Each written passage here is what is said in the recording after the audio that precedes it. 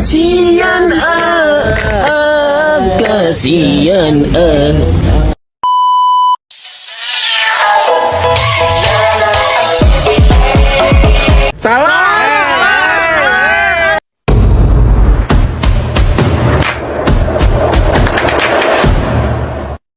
Perkenalkan, nama saya Bunga Aprilia Hidayat. Saya dari agama Islam. Saya akan menjawab pertanyaan nomor 1, yaitu bagaimana pendapat narasumber mengenai kerukunan umat beragama keseluruhan di Indonesia.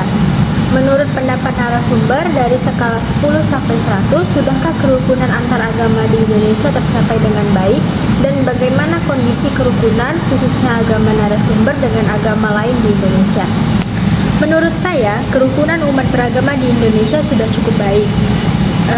Dan skala kerukunan antar umat beragama berada di angka 75%. Karena umat beragama di Indonesia sudah cukup menghargai toleransi, tetapi masih ada saja beberapa oknum yang ingin memecah belahkan kerukunan antar umat beragama di Indonesia. Sekian, terima kasih. Halo, saya Lutfi Cabai Tauruk. Di sini saya akan menjawab pertanyaan nomor 2, yang mana pertanyaan itu mengatakan bagaimana cara agama kita masing-masing mengajarkan membuat kerukunan dalam keagamaan kita masing-masing. Nah, menurut agama saya, yaitu Kristen Protestan, di sini kami diajarkan untuk saling mengasihi, yang dimana tertulis dalam Alkitab. Matius 22 ayat 39 dikatakan, kasihilah sesamamu manusia seperti kamu mengasihi dirimu sendiri. Nah, yang dalam arti di sini saya harus mengasihi sesama manusia yang apapun agamanya, apapun budayanya, apapun rasnya, dan baik atau tidak perilakunya terhadap kita harus tetap saling mengasihi. Dan mengapa perlu begitu? Walaupun dia sudah menjahat kita, kenapa demikian? Ya, karena dikatakan bahwasanya Yesus itu adalah kasih. Jadi kami sebagai umatnya harus saling mengasihi apapun itu alasannya. Jadi itulah jawaban saya yang mengatakan bagaimana ajaran agama Kristen Protestan mengajarkan untuk bertoleransi dalam kerukunan antar agama. Nah, intinya adalah saling mengasihi. Demikianlah jawaban dari saya. Terima kasih. Bye. Perkenalkan, nama saya Adisti. Saya akan menjawab pertanyaan dari Nova yang pertanyaannya ialah dalam ajaran agama narasumber, bagaimanakah kerukunan antar umat beragama diajarkan dalam agama Hindu? Baik, saya akan menjawabnya. Dalam ajaran agama Hindu, kerukunan antar umat beragama diajarkan melalui konsep toleransi, penghargaan terhadap perbedaan, dan semangat untuk hidup berdampingan secara humoris. Beberapa prinsip yang mendukung kerukunan antar umat beragama dalam Hinduisme yaitu antara lain sebagai berikut. 1. Wawasan universal atau Ekamsat, yaitu Hinduisme mengajarkan bahwa Tuhan adalah satu, tetapi jalannya banyak.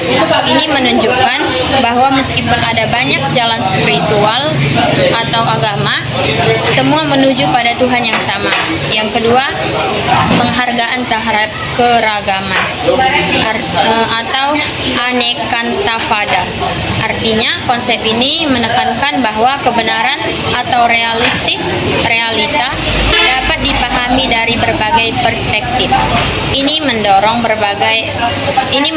penerimaan terhadap perbedaan keyakinan dan praktik agama. Yang ketiga, ahimsa atau tidak berbuat kekerasan. Prinsip ini sangat penting dalam Hinduisme. Hal ini mencakup tidak hanya melakukan kekerasan fisik, tetapi juga tidak melakukan kekerasan verbal dan mental terhadap orang yang berbeda keyakinan atau kepercayaan. Yang keempat, Swadharma, tugas kehidupan. Artinya, Hinduisme mengajarkan setiap orang untuk mematuhi dharma dan tugas spiritualnya.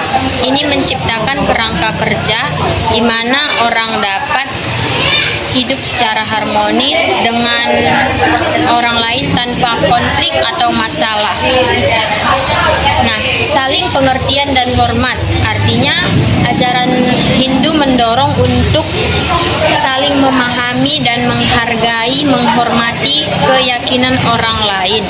Ini berarti tidak hanya mengakui perbedaan yang ada, tetapi juga berusaha untuk membangun hubungan yang harmonis, lebih dekat dengan orang-orang dari berbagai latar belakang yang berbeda.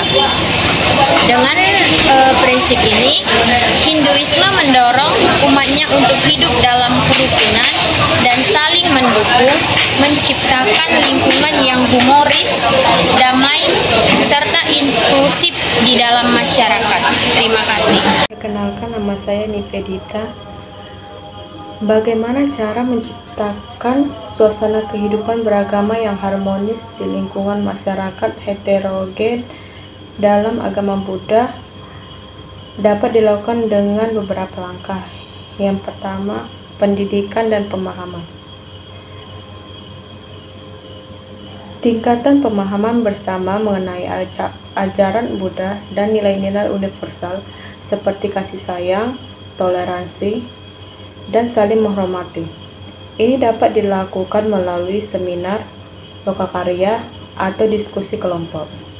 Yang kedua, dialog antar agama. Fasilitas dialog umat antar beragama untuk memahami perbedaan-perbedaan dan kesamaan dalam keyakinan serta praktik keagamaan. Hal ini membantu membangun penghargaan dan saling pengertian. Yang ketiga, kegiatan bersama. Selenggarakan kegiatan lintas agama seperti acara amal, pertemuan kebersamaan, atau kegiatan sosial yang melibatkan anggota berbagai agama. Ini dapat memperkuat ikatan sosial dan membangun rasa solidaritas. Yang keempat, pemimpin agama yang berperan. Ajak pemimpin agama dari berbagai tradisi untuk berkolaborasi dalam mempromosikan kedamaian dan harmoni. Mereka dapat memberikan teladan dan memfasilitasi dialog umat antar agama. Yang kelima, menghargai kebebasan beragama. Pastikan bahwa setiap individu memiliki kebebasan untuk menjalankan keyakinan agamanya tanpa diserang atau diskriminasi. Ini menciptakan lingkungan yang inklusif dan menghormati keanekaragaman. Selanjutnya, menyelesaikan konflik secara damai. Jika terjadi konflik atau ketegangan antar umat beragama, upayakan untuk menyelesaikan secara damai dengan mediasi dan dialog, bukan dengan konfrontasi dan kekerasan. Yang selanjutnya, pendidikan keagamaan yang terbuka. Berikan pendidikan keagamaan yang menghargai pluralisme dan keberagaman. Ini membantu generasi muda memahami dan menghormati perbedaan-perbedaan keagamaan.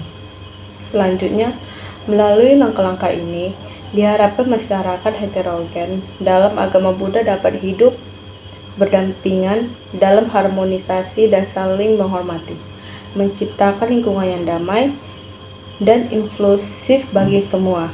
Terima kasih. Perkenalkan, nama saya Siti Nasar Mutiara Gultaum. Saya akan menjawab soal nomor 4, yaitu bagaimana kita umat beragama Kristen dalam menjaga kerukunan antar agama di dunia, yaitu yang pertama, saling menghormati agama orang lain. Yang kedua, tidak menghina agama orang lain. Yang ketiga, beribadah dengan baik sesuai dengan ajaran agamanya sendiri. Yang keempat, saling menghormati dan saling bekerja sama antar umat beragama. Dan yang terakhir adalah tidak memaksakan agamanya sendiri kepada orang lain. Terima kasih. Nama saya Regina Aprilia Sembiring Meliala. Di sini saya akan menjawab pertanyaan mengenai bagaimana peran pemerintah dalam menciptakan kerukunan antar agama, terkhusus agama Katolik. Baik, menurut saya pemerintah itu harus menciptakan lingkungan yang adil bagi masyarakat, menjalankan hukum anti diskriminasi dan juga perlindungan terhadap minoritas. Pemerintah juga harus memastikan semua kelompok agama, termasuk umat Katolik, dapat menjalankan ibadahnya dengan baik dan juga bebas dan juga aman, tanpa ada hal-hal yang menyinggung. Jika termasuk jika terjadi perayaan hari besar, seluruh umat beragama termasuk umat Katolik dapat menjalankannya dengan bebas tanpa ada hal-hal yang dapat menghalangi kegiatan keagamaan tersebut. Jadi menurut saya pemerintah itu harus menciptakan suatu hal yang suatu keamanan bagi seluruh umat beragama agar toleransi beragama itu dapat berjalan dengan baik. Terima kasih.